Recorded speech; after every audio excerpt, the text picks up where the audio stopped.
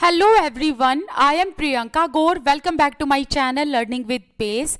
हम लोग 5th class की ईवीएस का सेकंड चैप्टर कर रहे हैं।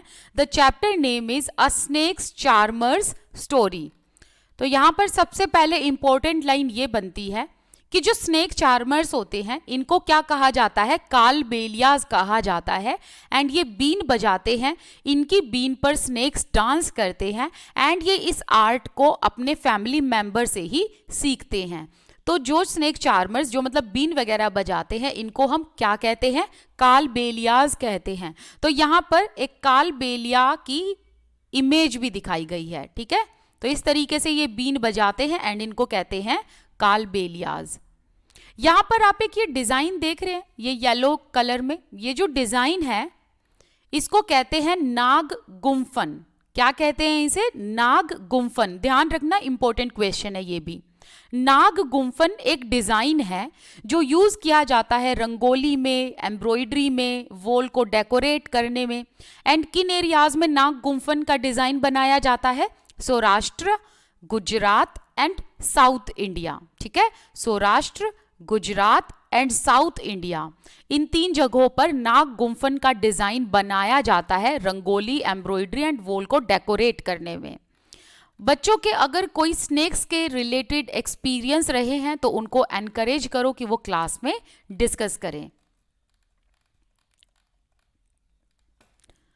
आप बच्चों को विजुअल एड्स के थ्रू ये भी समझा सकते हैं कि जो स्नेक हैं उनके पॉइजनस फैंग्स कौन से होते हैं। जैसे कि ये देखो यहाँ पर ये जो निकले हुए ना, जो इसके 2 तरीके से फैंग निकले हुए हैं, ये जहरीले होते हैं बिल्कुल। एंड डक्ट्स का मतलब होता है जो जहर की इनके अंदर थैली होती है। ये सब चीज़ें आप बच्चों को विजुअल एड्स के थ्रू दिखा सकते हैं। खैर, इसमें जो इम्पोर्टेंट पॉइंट है वो ये रहा। देखो, हमारे यहाँ क्या होता है कि जब बेटियों की शादी होती है तो उनको गिफ्ट में कुछ ना कुछ दिया जाता है। तो जो कालबेलियाज होते हैं ना, ये भी अपनी डॉटर्स की शादी में गिफ्ट देते हैं, लेकिन वो गिफ्ट में क्या देते हैं? स्नेक्स देते हैं, ठीक है।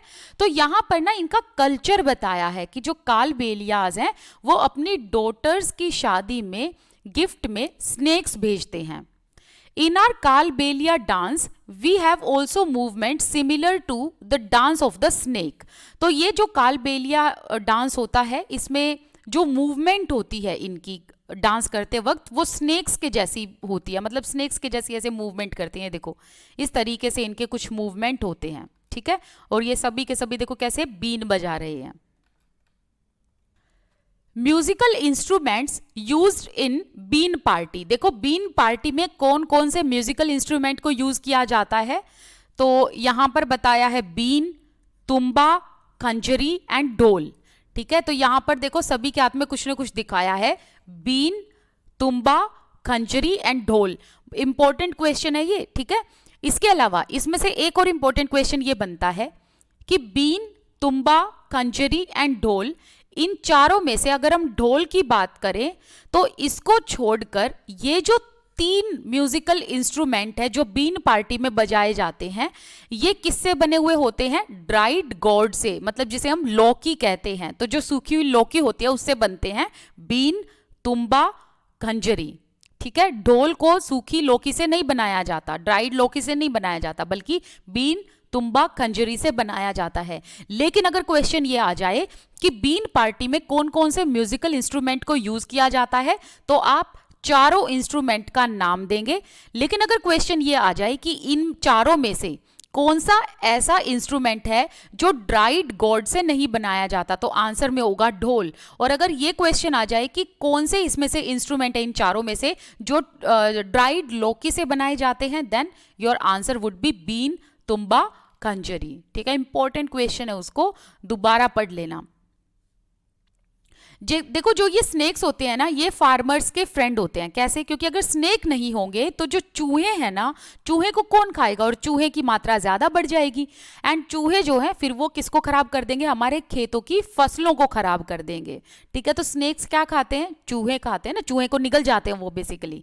तो स्नेक्स जो है वो चूहे को निगलते हैं, तो चूहों की संख्या बैलेंस रहती है। और अगर स्नेक्स नहीं होंगे तो चूहों की संख्या इतनी ज़्यादा हो जाएगी कि वो हमारी खेतों की फसलों को खराब कर देंगे। तो स्नेक्स जो हैं वो फार्मर्स के फ्रेंड होते हैं।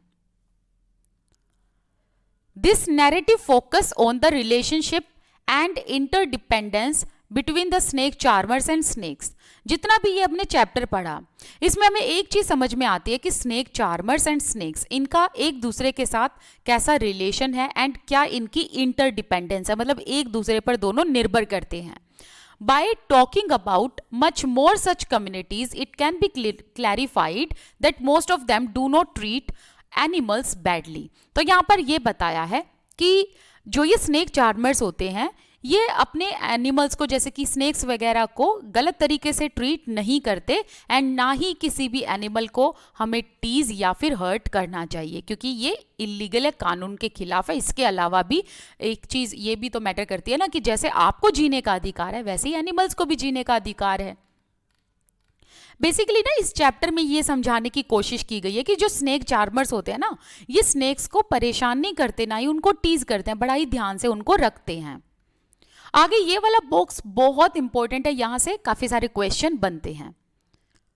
तो सबसे पहले यहीं से क्वेश्चन बन जाता है कि हमारे कंट्री में जितने भी स्नेक्स पाए जाते हैं उनमें से 4 तरीके के स्नेक्स काफी पॉइजनस होते हैं, मतलब इतने जहरीले होते हैं कि भाई अगर ये काटेंगे तो उसी टाइम पर व्यक्ति की डेथ हो जाएगी। तो कौन कौन से स्नेक्स हैं 4 तरीके के जो पॉइजनस हैं? कोबरा, दूसरा है कॉमन करैत, तीसरा है रसेल्स वाइपर जिसे हम दुबोया भी कहते हैं, फोर्थ वन है सो सिकल्ड वाइपर जिसे हम अफाई भी कहते हैं। तो 4 नाम कौन कौन से हो गए? कोबरा, करैत, दुबोया एंड अफाई। ठीक है।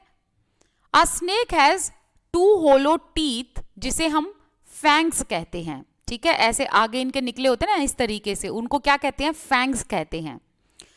When it bites, तो ये जो फैंग्स होते हैं ना, ये होलो होते हैं, मतलब बिल्कुल खाली होते हैं, लेकिन जब ये काटते हैं तो जो पॉइजन होता है, इनकी बॉडी से पॉइजन कहाँ आता है? इन फैंग्स में आ जाता है, और जैसे ही फैंग से ये किसी इंसान को काटते हैं तो वो जहर इंसान के अंदर आ जाता है बाइट करने के बाद।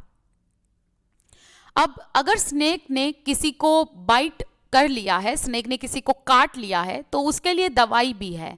तो उस दवाई को क्या कहा जाता है? सीरम कहा जाता है। अब ये सीरम जो है ये बनता है स्नेक के पॉइजन से ही। देखो कहते हैं ना जहर को जहर काटता है, तो अगर स्नेक ने काट लिया है तो उस चीज को ठीक करने के लिए जो दवाई बनाई जाती है वो दवाई भी स्नेक के पॉइजन से ही बनाई जाती है, जो आसपास के गवर्नमेंट हॉस्पिटल में मिल जाती है। अच्छा, ये जो चारों स्नेक्स हैं इनकी यहाँ पर पिक्चर भी दिखाई गई है। देखो ये है कोबरा, ये है दुबोया, ठीक है, ये देखो ये है करैत एंड दिस वन इज अफाई। ठीक है,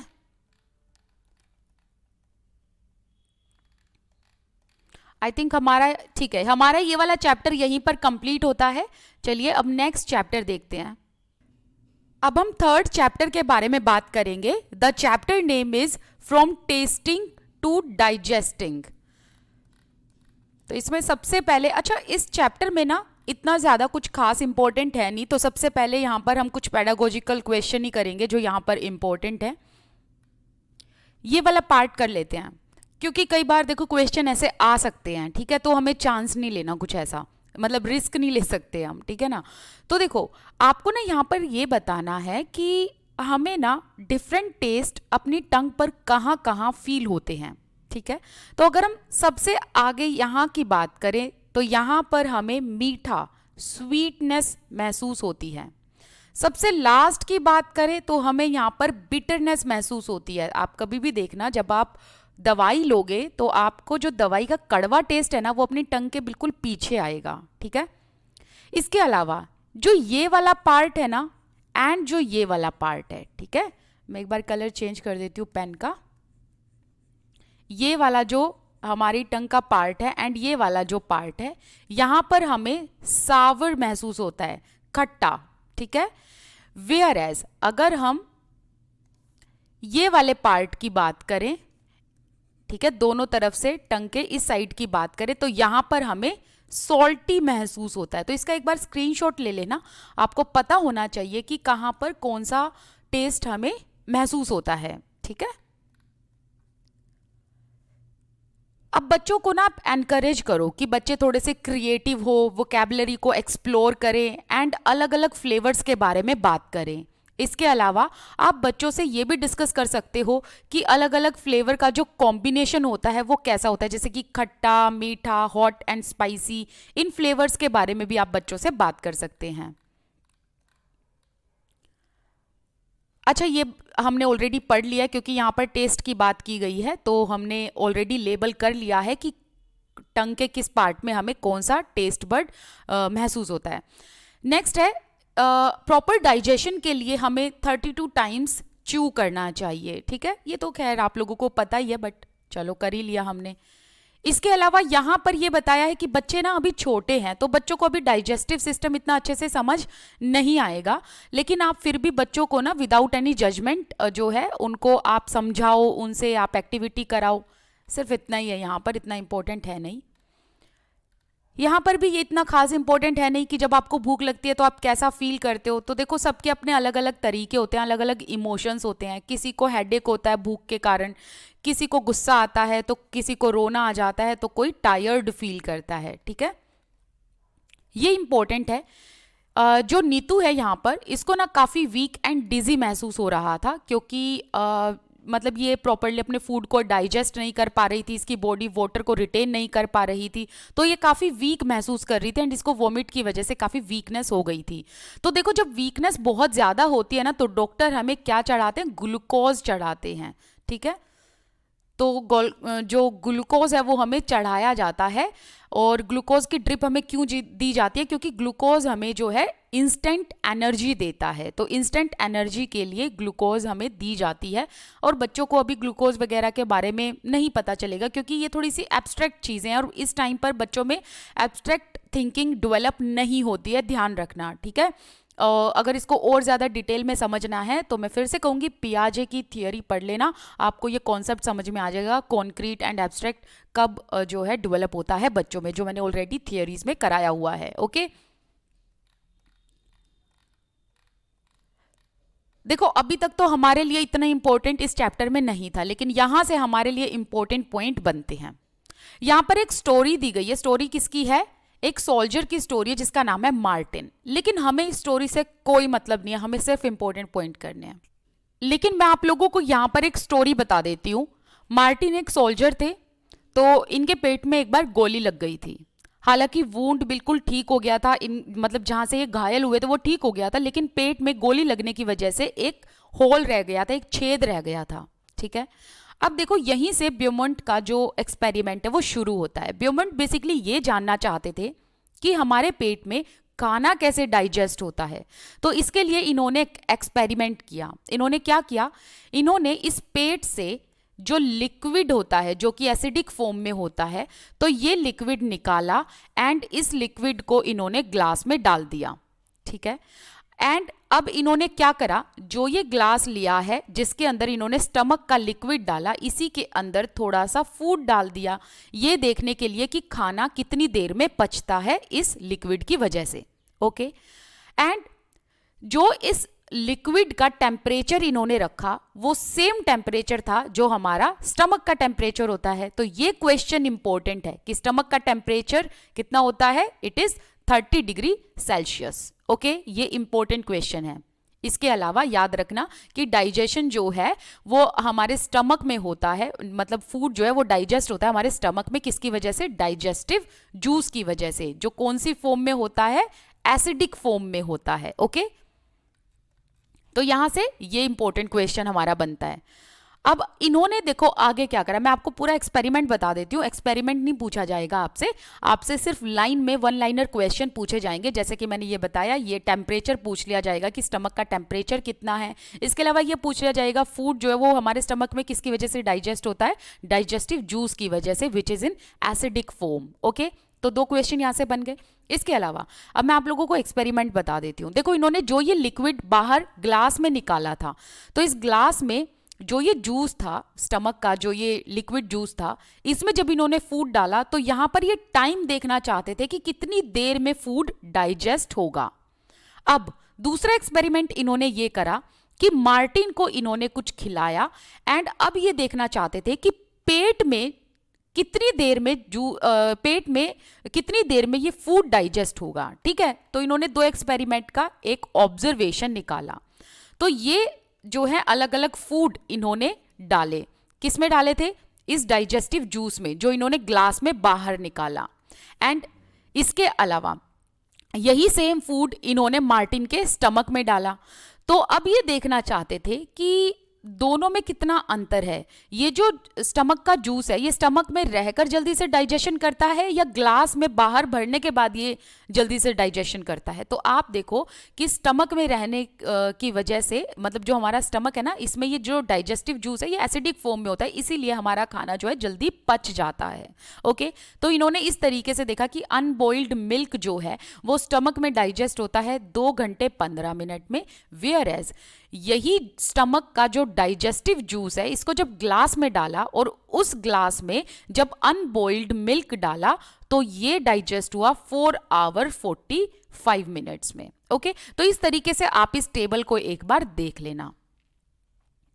नेक्स्ट है, इन्होंने ऑब्जर्वेशन में ये पाया कि जो फूड है ना वो जल्दी कब डाइजेस्ट होता है, जब हमारे स्टमक में होता है। ठीक है, तो स्टमक में हमारा फूड जल्दी डाइजेस्ट होता है। इसके अलावा इन्होंने एक चीज और पाई कि जो हमारा स्टमक है ना वो फूड को चर्न करता है, मतलब उसको बिल्कुल जो है चर्न कर देता है, छोटे छोटे पीसेस में बांट के काट कर उनको जो है डाइजेस्ट कर देता है।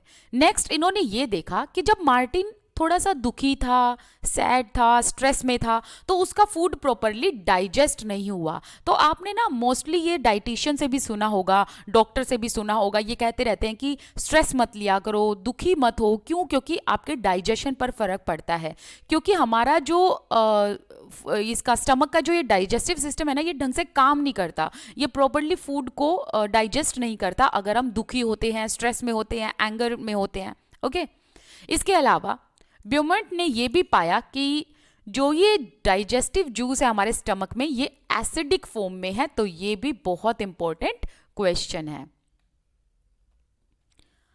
अब आप ना बच्चों को साइंटिस्ट के जो भी एक्सपेरिमेंट्स होते हैं, किस तरीके के एक्सपेरिमेंट किए जाते हैं, इन सब के बारे में बच्चों को बता सकते हैं। Method of science, method of passion के बारे में बता सकते हैं। हालांकि ये चीज़ें बच्चों को अभी अच्छे से इतने समझ नहीं आएंगी, बट ठीक है, हमें डिस्कस तो करना ही है बच्चों में। अब यहाँ पर बात हुई है प्रॉपर फूड के बारे में। ठीक है, तो यहाँ देखो ये 2 पिक्चर का कंपैरिजन दिखा रखा है जो कि हमारे किसी काम का नहीं है, बट हमें इसमें से एक चीज़ ध्यान रखनी है कि प्रॉपर फूड जो है सभी बच्चों को मिलना चाहिए, ये सभी बच्चों का राइट है। अगर प्रॉपर फूड नहीं मिलेगा तो हम प्रॉपरली ग्रो नहीं करेंगे, डेवलप नहीं हो पाएंगे एंड हम बीमार पड़ जाएंगे, हमारी हेल्थ भी खराब हो जाएगी। तो इसीलिए प्रॉपर फूड मिलना चाहिए बच्चों को। नेक्स्ट है, उड़ीसा में एक जिला है जिसका नाम है कालहांडी। क्या नाम है? कालहांडी। कालहांडी डिस्ट्रिक्ट कहाँ है? उड़ीसा में। यहां पर मेन इंपॉर्टेंट चीज क्या है, ये वाला पार्ट बस। कालहांडी जिले में बहुत ज्यादा मात्रा में चावल ग्रो होते हैं एंड ये चावल यहां से दूसरी स्टेट में भी भेजे जाते हैं। ठीक है, तो आपको यहां पर क्या ध्यान रखना है, 1 नंबर का जो क्वेश्चन है वो ये है कि राइस जो है वो उड़ीसा में कौन से जिले में ग्रो होते हैं? कालहांडी जिले में। ठीक है, कहां पर? कालहांडी, ध्यान रखना ये नाम। इसके अलावा यहां पर ये वाला पार्ट भी बहुत इंपॉर्टेंट है कि जो हमारा डाइजेशन है ना वो हमारे माउथ से ही शुरू हो जाता है। इंपॉर्टेंट क्वेश्चन है, ये ध्यान रखना कि डाइजेशन जो होता है वो हमारे माउथ से ही शुरू हो जाता है। एंड इसका मैं रीजन भी बता देती हूँ, रीजन है सलाइवा, हमारा सलाइवा। तो सलाइवा एंड फूड जब मिक्स होते हैं एंड हम जब 32 टाइम्स च्यू करते हैं तो वहीं से हमारा डाइजेशन शुरू हो जाता है। फिर स्टमक में जब हमारा फूड जाता है तो स्टमक उस फूड को चर्न कर देता है एंड डाइजेस्टिव जूस की वजह से, जो कि एसिडिक फॉर्म में होता है, हमारा प्रॉपर डाइजेशन होता है। ठीक है, एंड फूड प्रॉपरली डाइजेस्ट हो जाता है। तो यहां पर मैंने आप लोगों को मेन पॉइंट बता दिए एंड यहां पर हमारा ये चैप्टर कंप्लीट होता है। इसके अलावा देखो, अगर आपको ये स्टोरी पढ़नी है तो पढ़ लेना। बस स्टोरी में ये बताया गया कि ये है गोमती, ये कालहांडी जिले से है। यहां पर राइस अच्छी मात्रा में ग्रो होता है, लेकिन फिर भी गोमती जो है वो मतलब इसके घर में 2 वक्त की रोटी अच्छे से नहीं हो पाती। इसके पति जो है वो भी भूखमरी के कारण मर जाते हैं, इसके बच्चे भी हंगर में होते हैं। तो ऐसा क्यों होता है, इसके बारे में बस आपको रीजन बताने, हालांकि जो ये क्वेश्चन में नहीं पूछा जाएगा सीटेट में, ठीक है। सिर्फ आपको ये पॉइंट ध्यान रखना है कि कालाहांडी जिले में राइस अच्छी खासी मात्रा में ग्रो होते हैं।